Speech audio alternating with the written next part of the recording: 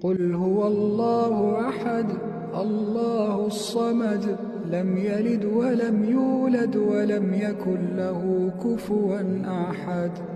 قل أعوذ برب الفلق من شر ما خلق ومن شر غاسق إذا وقب ومن شر النفاثات في العقد ومن شر حاسد إذا حسد.